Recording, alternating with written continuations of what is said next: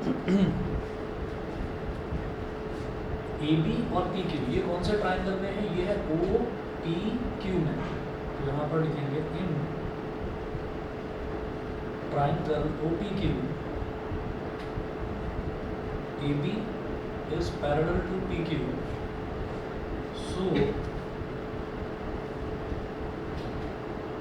by using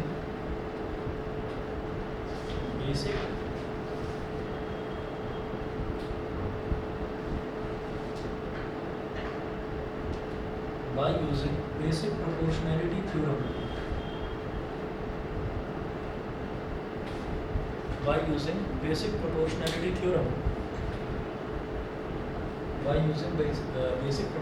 theorem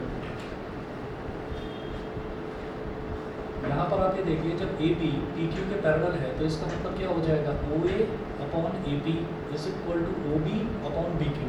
समझ गए? आप ये देखो, इस ट्राइंगल को इस तरह से देखिएगा कि यहाँ पर ये ए बी और पी क्यू ये दोनों एक दूसरे के पैरेलल हैं।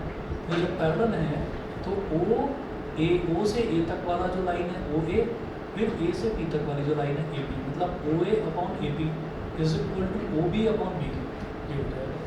ठीक है, तो O A upon A P, O A upon A P is equal to O B upon B Q, O B upon B Q.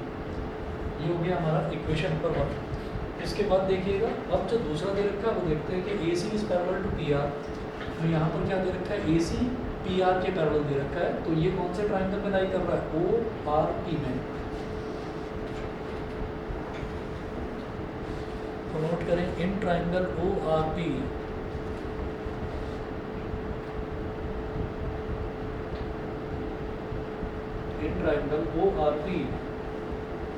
AC is parallel to PR.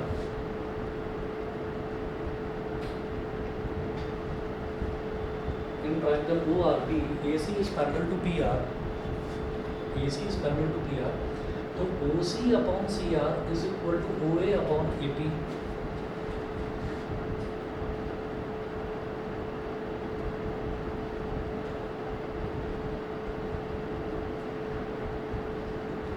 तो भी रीजन में वही लिखना, by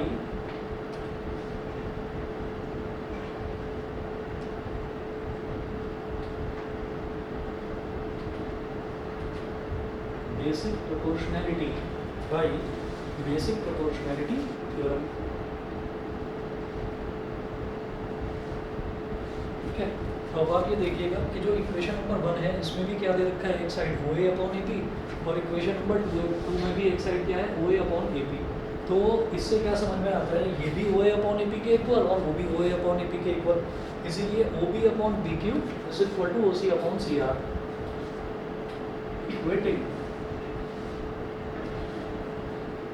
equation 1 and 2, OB upon BQ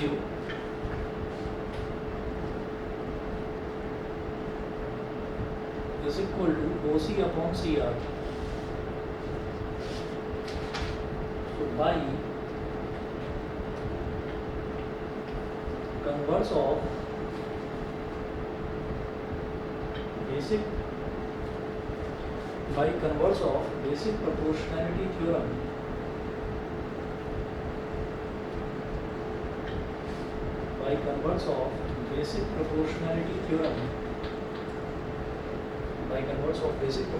theorem, जब ये OB upon BQ is equal to OC upon CR हो गया तो हम ये कहेंगे सीधा सीधा BC QR के पैरेलल है।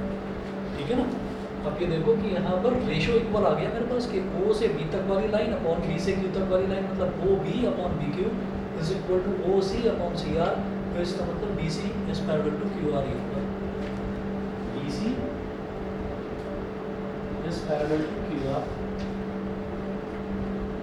और यही हमको प्रूव करना था। ये प्रूव हो गया, क्लियर है? ठीक, चलिए जी आगे चलते हैं फिर।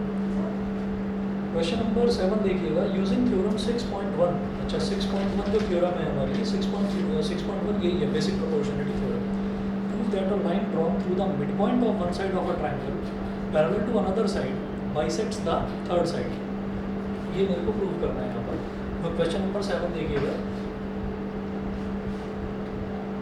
और इन्होंने आगे ब्रैकेट में मेंशन भी कर रखा है, recall that you have proved it in class 9th।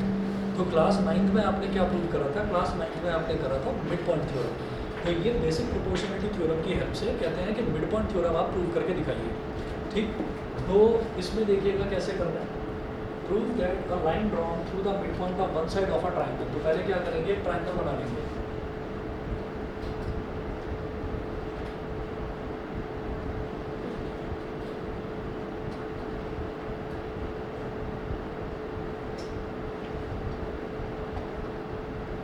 ए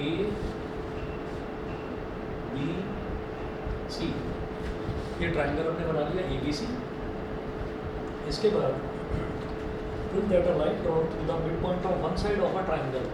तो ट्राइंगल की एक साइड का मिड पॉइंट मान लो ये है, इस पॉइंट को आप बोल दीजिए डी, और यहाँ से एक लाइन ड्रॉ कर दी जाती है बी सी के पैरेलल ऐसे, और ये ए सी को इंटरसेक्ट करती है पॉइंट ई में। ठीक है, तो यहाँ पर अब ये कहेंगे कि गिवन डी इज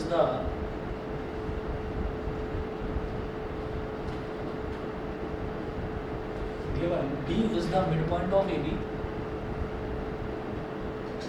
जो कैपिटल डी है ये ए बी का मिड पॉइंट दे रखा है। पहली चीज तो ये है, given D is the mid point of A B and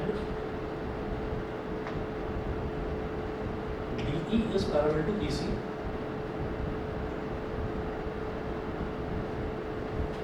To prove E is also the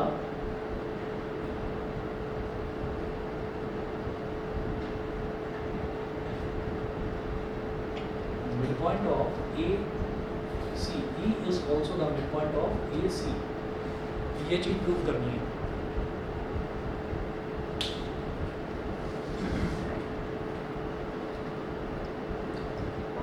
is also the mid point of AC। अब जरा देखो कि ये इतना सब कुछ समझ में कैसे आया। एक बार फिर से इसका क्वेश्चन देख लीजिए। क्वेश्चन में क्या है कि prove that a line drawn through the mid point of one side of a triangle. तो ट्राइंगल में कितनी साइड्स होती हैं? 3 साइड होती हैं। तो एक साइड क्या हो गई AB, तो AB का मिड पॉइंट क्या हो गया D। समझ रहे भाई, एक साइड क्या हो गई AB, तो AB का मिड पॉइंट हो गया D। अच्छा, तो prove that a line drawn through the mid point of one side of a triangle, कि एक ट्राइंगल के मिड पॉइंट से अगर एक लाइन ड्रॉ कर दी जाए पैरेलल टू अनदर साइड, दूसरी साइड के पैरेलल। समझ गए? तो एक साइड का तो मिड पॉइंट ले लिया, यहाँ से एक लाइन ड्रॉ कर दी दूसरी साइड के पैरेलल, तो तीसरी साइड यही तो बची। ठीक है, तो it bisects the third side. ये लिखा हुआ है कि another side bisects the parallel to another side bisects the third side. तो ये थर्ड साइड को बाइसेक्ट करेगा। ये चीज़ मिड पॉइंट थ्योरम कहलाती थी वहाँ पर। मिड पॉइंट थ्योरम का मतलब ये है कि अगर इस वाली साइड के मिड पॉइंट से इस वाली साइड के पैरेलल एक लाइन खींच दी जाए, तो हमने कौन सी साइड यूज़ करी? ट्राइंगल की 2 साइड यूज़ करी, ये वाली साइड यूज़ करी एक, तो है ना, इसका ले लिया मिड पॉइंट, और यहाँ से पैरेलल लाइन ड्रॉ करी दूसरी साइड के। तो जो तीसरी साइड बची है वो तीसरी साइड को जहाँ पर इंटरसेक्ट करेगी ना, वो तीसरी साइड का मिड पॉइंट होगा। हमको ये चीज़ प्रूव करनी है। समझ रहे हैं? तो इसको कैसे प्रूव करेंगे आप ये देखिएगा कि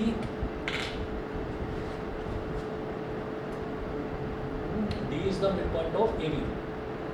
ठीक है, वो जो D जो है वो AB का मिड पॉइंट है, इसको तो मैं बाद में यूज़ करूँगा।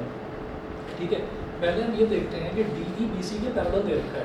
तो हम यहाँ पर क्या करेंगे, in triangle ABC, in triangle ABC में DE is parallel to BC,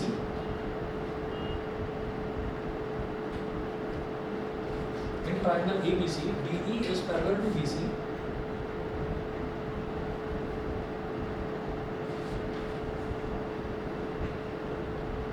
So, by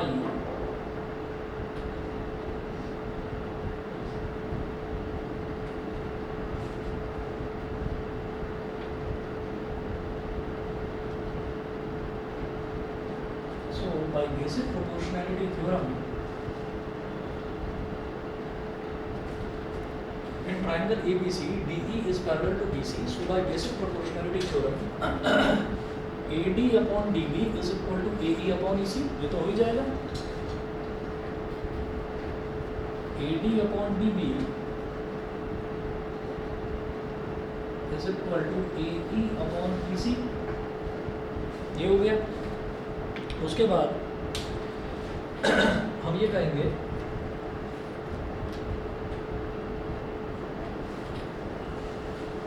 ये जो हमने लिखा है ना AD upon DB is equal to AE upon EC, इसको बोल दीजिए equation number 1.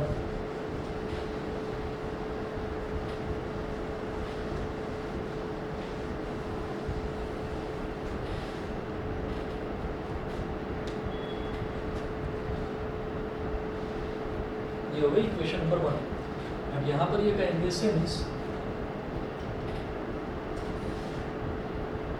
D is the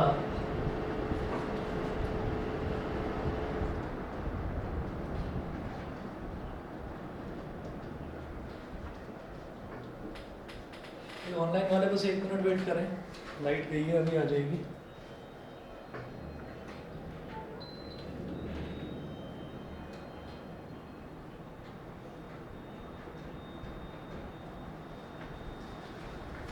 Since D is the midpoint of AB, therefore जब D AB का midpoint है तो AD is equal to DB हो जाएगा.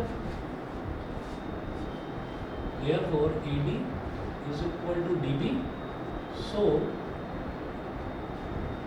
equation 1 becomes, जब AD DB के इक्वल हो गया तो इक्वेशन 1 क्या बन जाएगी?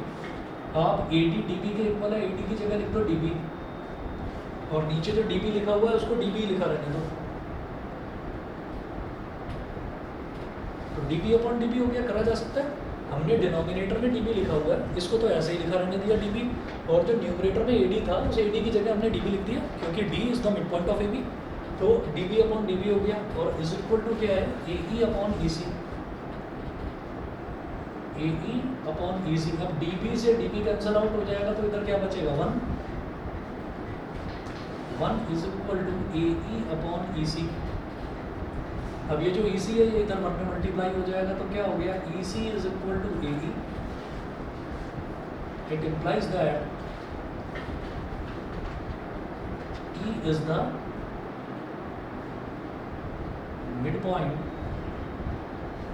It implies that E is the midpoint of AC.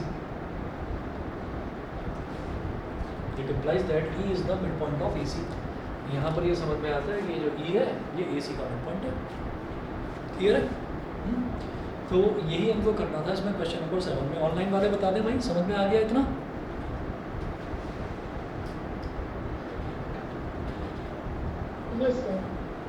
चलिए ठीक है, अभी बताओ 1 मिनट.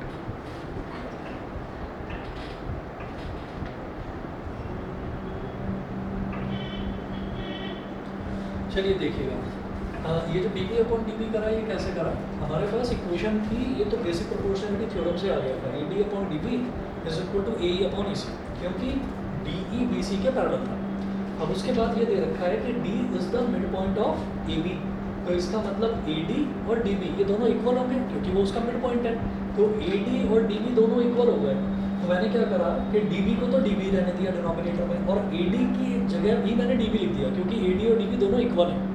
तो इसलिए AD की जगह DB आ गया, नीचे DB था तो DB से DB कट गया, है ना? DB 1 जा DB, ठीक है? वैसे 2 1 जा 2 होता है, ऐसे कट गया. ठीक, चलिए जी अगला देखते हैं. क्वेश्चन नंबर 8 देखिएगा. क्वेश्चन नंबर 8 में ये बोल रहे हैं, using theorem 6.2 prove that the line joining the mid points of any two sides of a triangle is parallel to the third side. तो ये इसी का उल्टा है.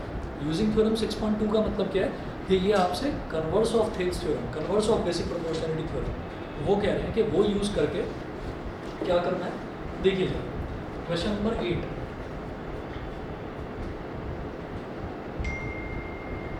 क्वेश्चन नंबर 8 में है हमारे पास, using theorem 6.2 prove that the line joining the mid points of any two sides of a triangle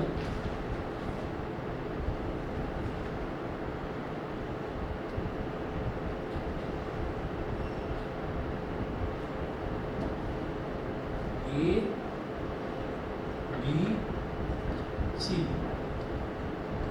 mid point मैंने ले लिया डी और इसका मिड पॉइंट मैंने ले लिया ई। ठीक है, तो अब इन्होंने बोला कि prove that the line joining the mid points of any two sides of a triangle. Any two sides का मतलब क्या है, मैंने एक तो ये वाली साइड ले ली, इसका मिड पॉइंट ले लिया मैंने डी, और एक ये वाली साइड ले ली AC, इसका मिड पॉइंट ले लिया ई।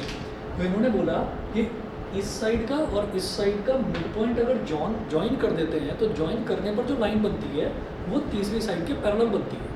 ये चीज़ हमको प्रूव करनी है यूजिंग थ्योरम 6.2। 6.2 क्या है आपका? Converse of BPT, converse of basic proportionality theorem. चलिए अब जरा देखते हैं इस तरफ।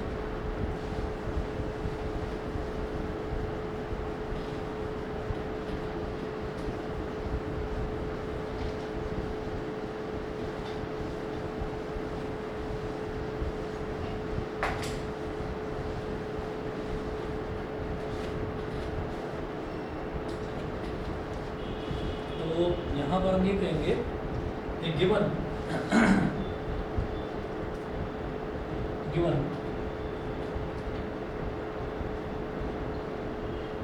D is the midpoint of AB, पहली चीज तो ये। E is the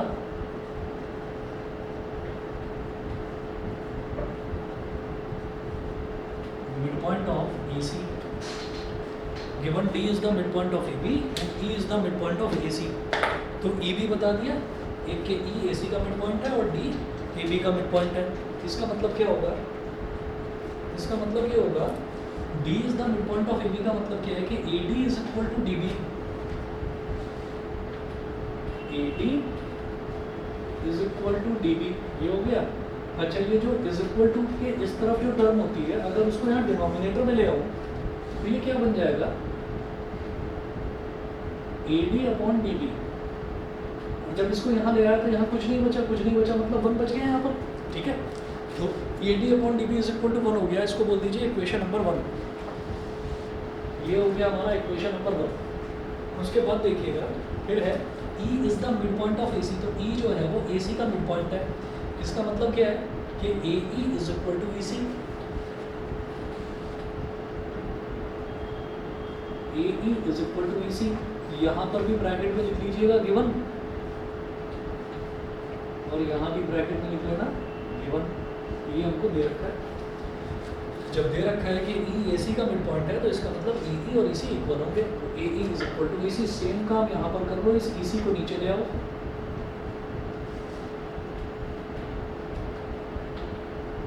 AE upon EC is equal to 1 हो गया। ये हो गई हमारी इक्वेशन नंबर 2। अब आप ये देखिएगा, जब इक्वेशन 1 में AD अपॉन DB ये भी 1 के इक्वल, AE अपॉन EC ये भी 1 के इक्वल, तो इसका मतलब दोनों के दोनों आपस में इक्वल। जब ये रेशो भी 1 के इक्वल, ये रेशो भी 1 के इक्वल, तो दोनों रेशो आपस में इक्वल। तो हम क्या कहेंगे? Equating first and second,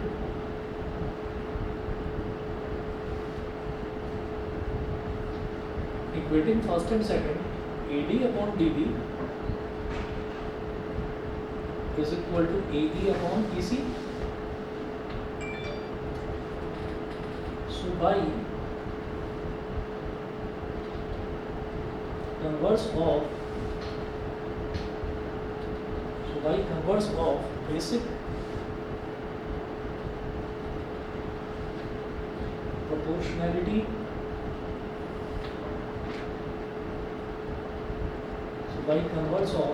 proportionality, theorem, अब खुद देख लीजिए, जब AD upon DB is equal to AE upon EC हो गया तो converse of basic proportionality theorem DE is parallel to BC, तो DE BC के पैरेलल ही होगा। DE is parallel to BC, ये हो गया। ठीक है भाई, ऑनलाइन वाले बताएं ये वाला क्वेश्चन भी क्लियर है? Yes sir. ठीक है, चलिए आगे चलते हैं फिर। ओहो, लाइट बहुत जा रही है आज।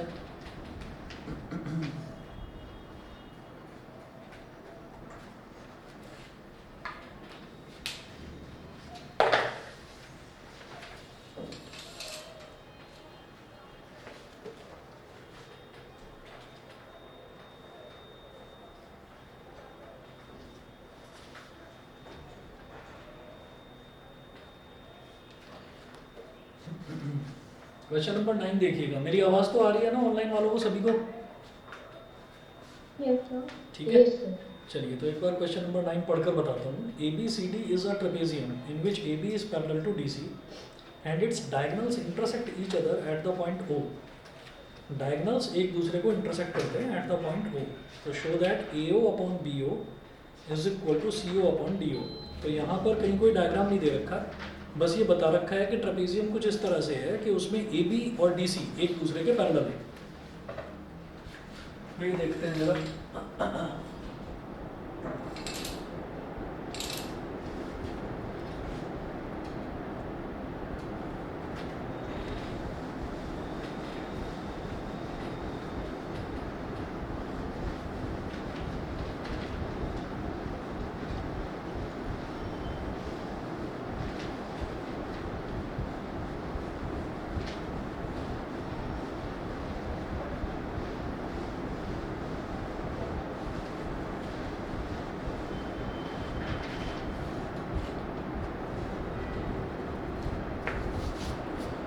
चलिए तो ए बी सी डी पहले एक ट्रेपेजियम बनाते हैं।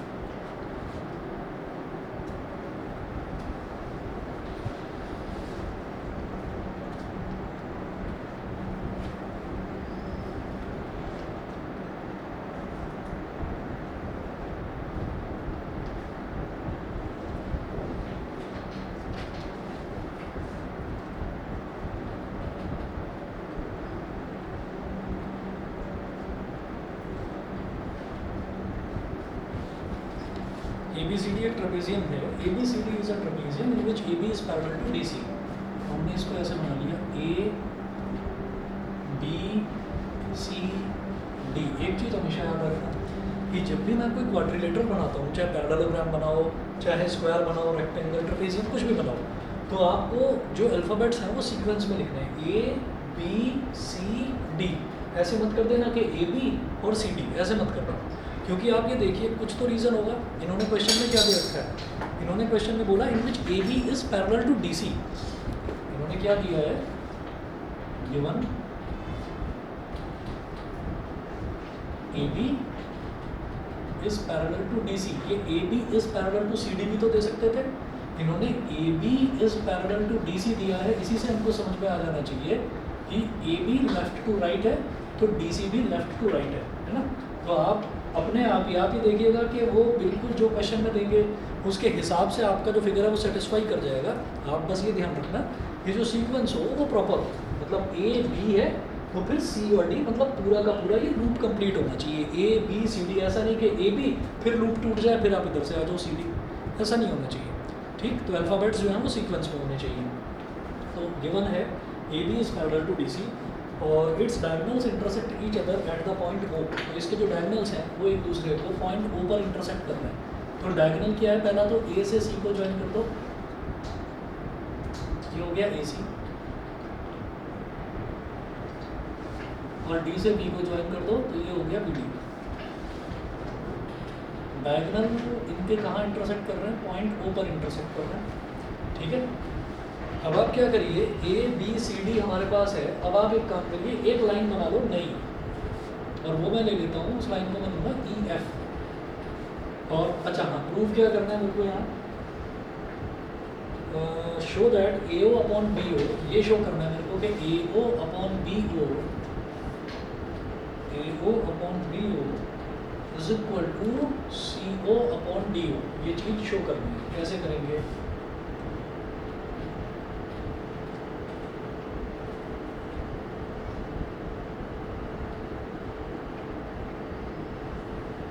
ए O upon B O is equal to C O upon D O, ये चीज़ शो करनी है।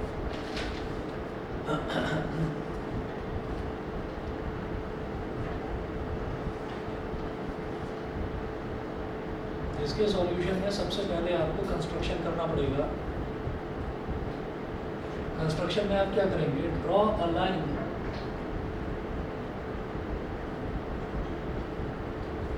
Draw a line E F parallel to A B,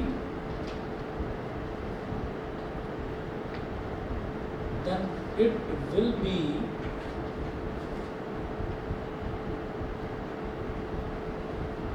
obviously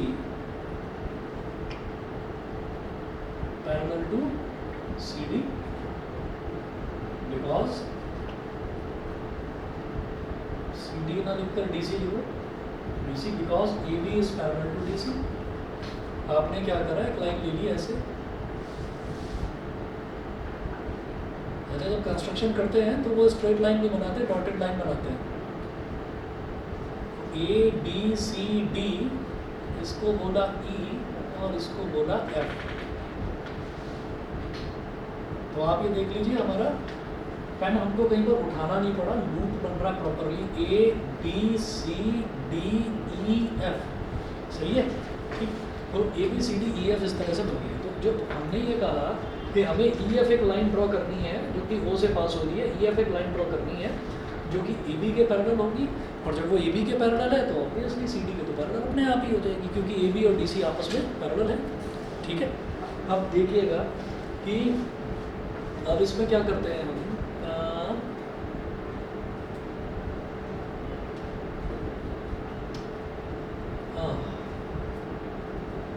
हमें लेना है ए ओ अपॉन बी ओ लेकर आना है, ए O upon B O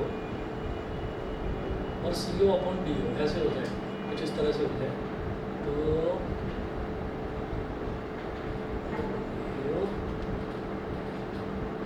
A ओ सी ओ, यहाँ से अगर देखेंगे, अगर मान लीजिए मैं ये ट्राइंगल ले लेता हूँ बड़े वाला, तो यहाँ पर क्या हो जाएगा, ए ओ अपॉन सी ओ या ओ सी एक ही बात है, is equal to A upon E D. तो ये चीज़ हो गई, ठीक है। और ये हो गया, हाँ।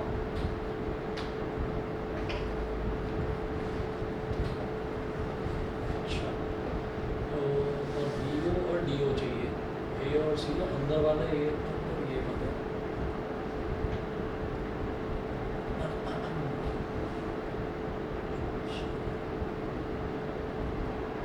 और कैसे कर सकते हैं इसको,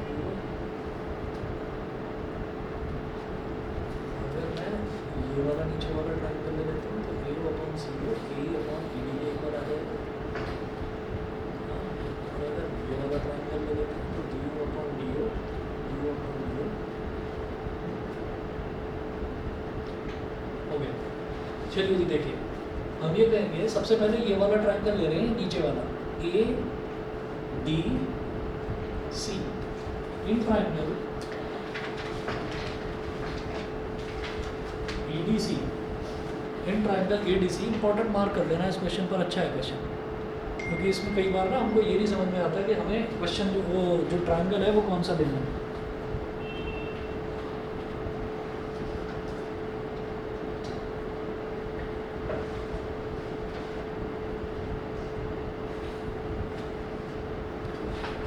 इन ट्राइंगल ADC आप क्या लिखेंगे, in triangle ADC since EO is parallel to DC,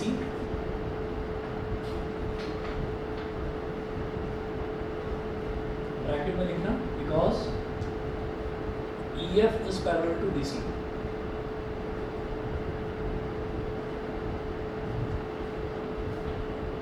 समझ गए मेरी बात? भाई आप ये देखिएगा, जब मैं इस ट्रायंगल की बात करता हूँ, ट्रायंगल ADC की, तो यहाँ पर EO DC के पैरेलल है। क्यों? क्योंकि ये जो EF है ये EF DC के पैरेलल है, तो EF का ही तो छोटा सा हिस्सा EO है। तो जब पूरी लाइन EF DC के पैरेलल है, तो छोटी सी लाइन EO ये भी तो DC के पैरेलल होगी। तो हमने ये कहा कि ट्रायंगल ADC में EO DC के पैरेलल है, तो AE upon ED is equal to AO upon OC। AE upon ED is equal to AO upon OC है। मैं इसको CO लिख देता हूँ, मैं इसको CO लिख देता हूँ बाई थेल्स थ्योरम।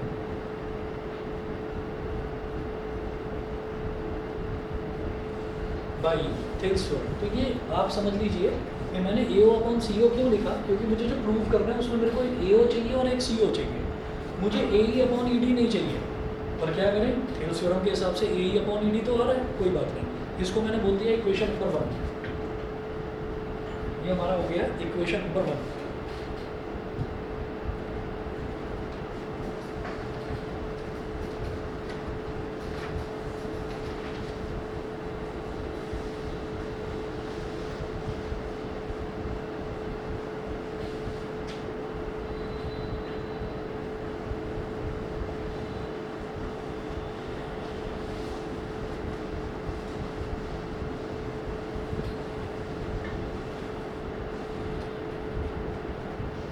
अब क्या करेंगे, अब मुझे एक ऐसा ट्राइंगल चाहिए जिसमें देखो ए और सी ओ तो मेरे पास आ गया, ए और सी ओ मेरे पास आ गया। वो आप ये देख रहे हैं कि ए ओ अपॉन सी ओ आया, मुझे तो इधर ए ओ और इधर सी ओ चाहिए था, वो दूसरी बात है, उसको बाद में देखेंगे। तो आप ये देखिए, अब मुझे चाहिए बी ओ और डी ओ।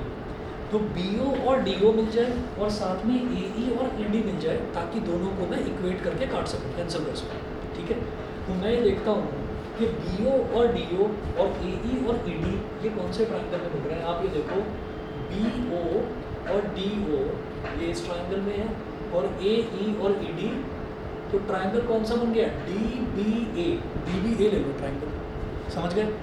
मुझे चाहिए बी ओ और डी ओ, क्योंकि ये तो मेरे को प्रूव करना है, और दूसरा ए ई और ई डी को मैं रिमूव करना चाहता हूँ। तो मैं चाहता हूँ कुछ ऐसा हो जाए जिसमें ए ई और ई डी भी मिल जाए और बी ओ और डी ओ भी मिल जाए। तो B O D O A E D ये मिल रहा है ट्राइंगल डी बी ए में। समझ रहे हैं? ऑनलाइन वाले बच्चे बताइए, समझ रहे हैं कि नहीं? Yes sir. ठीक है ना, समझ में आना चाहिए बस, बाकी क्वेश्चन तो मतलब रटना नहीं है कि इसमें पहले ये ट्राइंगल लेना फिर ये ट्राइंगल लेना है, वो काम मत कर देना। ठीक, जरा देखिएगा, इन ट्राइंगल कौन सा बोला मैंने, D B A.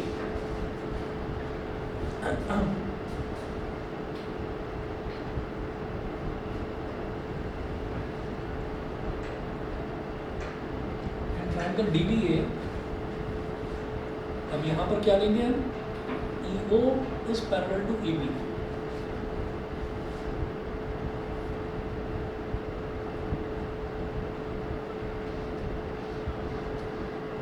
In triangle DBA, since EO is parallel to AB, bracket में लिखिएगा, since EF is parallel to AB, तो सीधी बात है भाई, जब ये EF लाइन AB के पैरेलल है तो EF का छोटा सा हिस्सा ये EO, ये तो AB के पैरेलल होगा ही होगा। अच्छा, तो ये हो गया। तो भाई थेल्स थ्योरम, ये क्या हो जाएगा, D O upon O B is equal to D E upon E ए।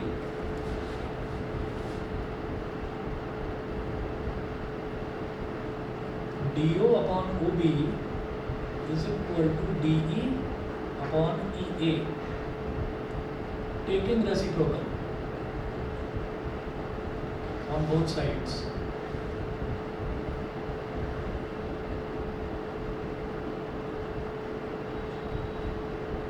अच्छा, दोनों तरफ रेसिप्रोकल क्यों लेना है, वो इस वजह से लेना है कि भाई ये ई ए का मतलब क्या है, ये ए ई है, और डी ई का मतलब क्या है, ए डी है। मुझे ए ई अपॉन ई डी चाहिए ताकि मैं दोनों इक्वेशंस को इक्वेट कर सकूँ, समझ रहे हैं। तो इसको रेसिप्रोकल ले लेंगे, तो रेसिप्रोकल लेंगे तो ये जो ओ बी है ये ऊपर आ जाएगा, ओ बी ऊपर आ जाएगा। मुझे प्रूफ में बी ओ चाहिए, तो खैर पहले तो रेसिप्रोकल ले लो, लिख दो O B upon D O, और ये क्या हो गया, E A upon D E. It implies that सबको पलट कर लिखो, ओ बी को लिखो बी ओ, और डी ओ को लिखो ओ डी, ई ए को लिखो ए ई, और डी ई को लिखो ई D, A E upon E D. ठीक है, अच्छा अब क्या हो गया कि इसको अब आप बोल दीजिए इक्वेशन नंबर 2। तो यहाँ देखो, A E upon E D A O upon C O के इक्वल। सिमिलरली यहाँ पर भी A E upon E D B O upon O D के इक्वल। तो अब क्या मैं इक्वेशन 1 और 2 को इक्वेट कर सकता हूँ? ठीक है, करा जा सकता है। तो यहाँ लिखिएगा, equating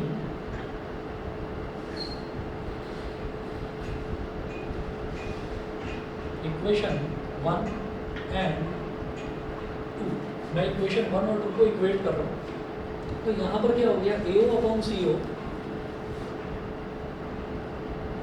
A O upon C O is equal to B O upon O D, ये आ गया। लेकिन ये तो प्रूफ नहीं करना था, हमको प्रूफ करना था ए ओ अपॉन बी ओ।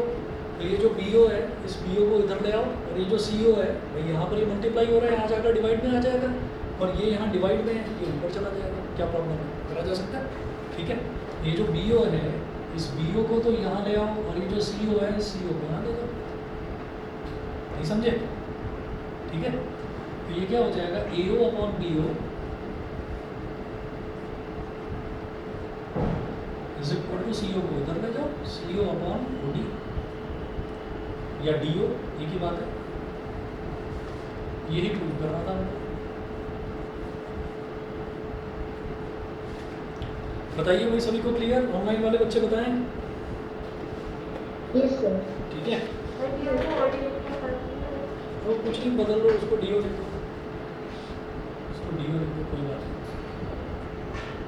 ठीक है ना, इसमें कोई फर्क नहीं पड़ेगा। चलिए क्वेश्चन नंबर 10 देखिएगा। क्वेश्चन नंबर 10 में क्या है? क्वेश्चन नंबर 10, ये जो 9th है, 9th का ही ठीक उल्टा है। तो देखिएगा, the diagonals of a quadrilateral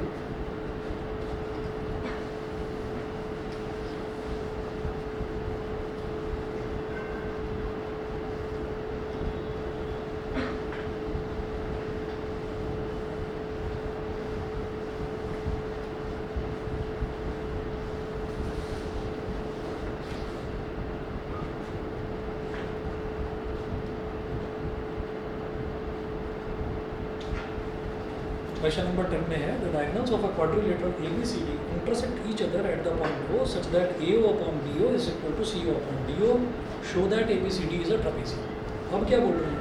अब वो ABCD को ट्रेपेजियम नहीं कह रहे, अब वो कह रहे हैं कि ABCD एक क्वाड्रिलेटरल है। तो अब क्या है कि ये जो चीज़ है, ये जो रेशो है, ये रेशो हमको इक्वल दे रखा है, और वो ये कह रहे हैं कि आपको ये शो करना है कि अब ABCD एक ट्रेपेजियम है, क्वाड्रिलेटरल ABCD है, वो एक ट्रेपेजियम। तो जो चीज़ हमको प्रूव करनी होती है ना, पहले हम डायग्राम बनाते ही कुछ ऐसा है कि वो देखने में ट्रेपेजियम जैसा ही दिखाई दे। ठीक, तो मैं इसको पहले बनाऊंगा एक ट्रेपेजियम जैसा।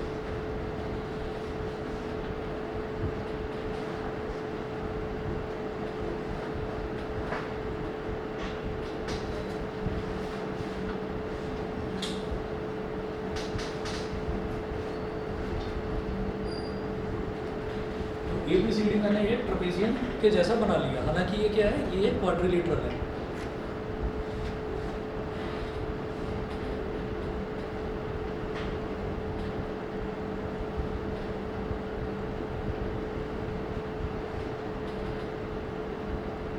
ये बीच वाला पॉइंट हो गया O,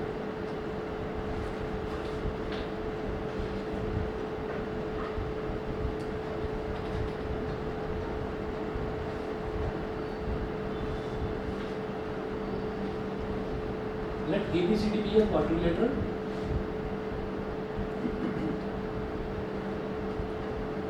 given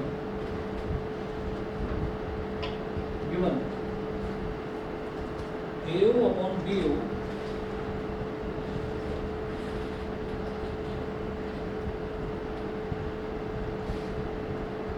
is equal to CO upon DO. AO upon BO is equal to CO upon DO, ये दे रखा है। To prove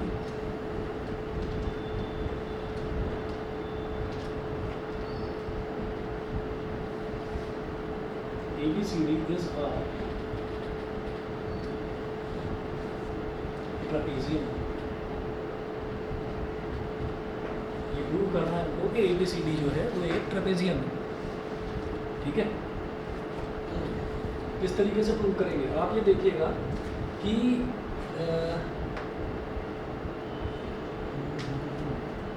AO upon BO CO upon DO के इक्वल दे रखा है।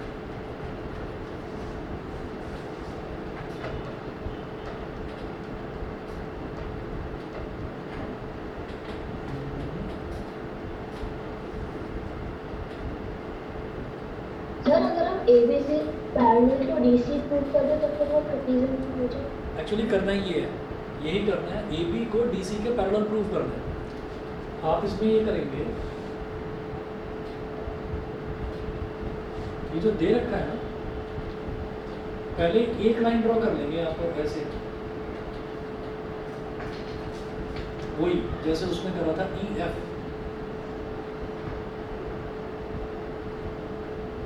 ई एफ को आपको क्या करना है, ए बी के पैरेलल ड्रॉ कर लेना है। अब यहाँ पर ये नहीं कह सकते कि अगर ई एफ ए बी के पैरेलल है तो फिर वो डी सी के भी पैरेलल हो जाएगी, ठीक है। अगर ई एफ ए बी के पैरेलल है तो वो डी सी के भी पैरेलल हो जाएगी, ये नहीं कहा जा सकता। तो हम क्या करेंगे,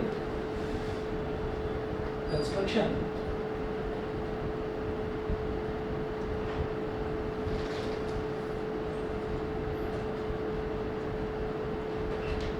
draw E F parallel to A B. E F सबसे पहले आपने ए बी के पैरेलल ड्रॉ कर दिया, ठीक है। इसके बाद given AO upon BO is equal to CO upon DO। तो पहले तो इनको पलट लो, क्योंकि मुझे एक चीज़ तो समझ में आती है, जब पैरेलल ड्रॉ करिए तो AO अपॉन BO से मेरा काम नहीं बनने वाला, मुझे AO और CO चाहिए होगा। तो CO को इधर ले आओ और BO को इधर ले जाओ। AO upon CO is equal to BO upon DO, और इसको बोल दीजिए आप इक्वेशन नंबर 1। ये करने के बाद में मैंने ई एफ ए बी के पैरेलल ड्रॉ कर लिए।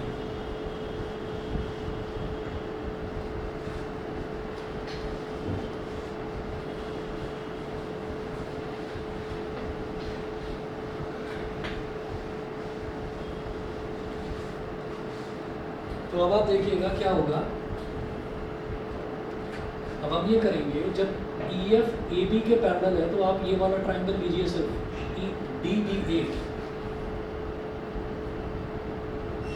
इन triangle D B A since EO is parallel to A B. भाई जब ई एफ ए बी के पैरेलल है तो ईओ तो ए बी के पैरेलल हो गई। Since EO is parallel to A B, तो यहाँ आप लिखिएगा कि D O upon D B, D O upon O B, D O upon O B is equal to D E upon E ए।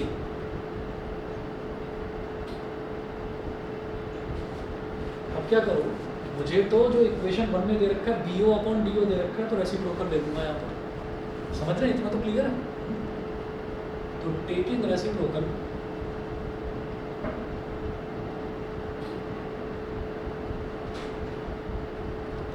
ये O B ऊपर आ गया मतलब B O, और डी ओ नीचे आ गया, इसको डी ओ रहना, और ये ए ई अपॉन डी ई हो गया, A E upon E D बोलते हैं इसको। इसको बोलिए इक्वेशन नंबर 2। अब आप देखो, इक्वेशन नंबर 1 में भी B O upon D O है और इक्वेशन नंबर 2 में भी B O upon D O है। तो मैं इक्वेशन नंबर 1 और 2 को दोनों को इक्वेट कर दूँगा, equate 1 and 2। First and second दोनों को इक्वेट कर दिया, तो क्या हो गया, A E upon E D, A E upon E D is equal to A O upon C O. A E upon E D is equal to A O upon C O. तो by converse of BPT, basic proportionality theorem, थोड़ा short में लिखा, by converse of BPT EO is parallel to DC.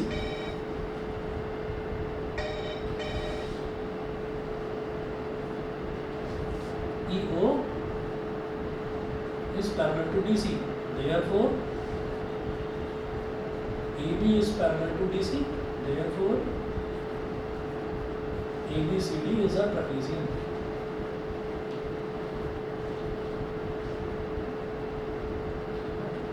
और यही prove करना था।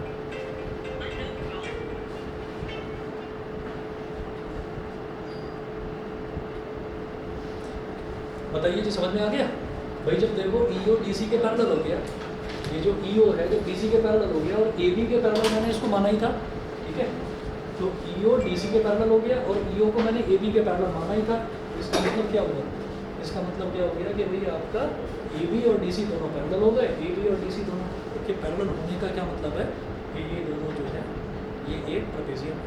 Trapezium में तो दो साइड्स पैरेलल होती है, समझ गए? तो ये वाली आपकी एक्सरसाइज खत्म है, अगली एक्सरसाइज करवाता हूँ फिर नेक्स्ट क्लास में,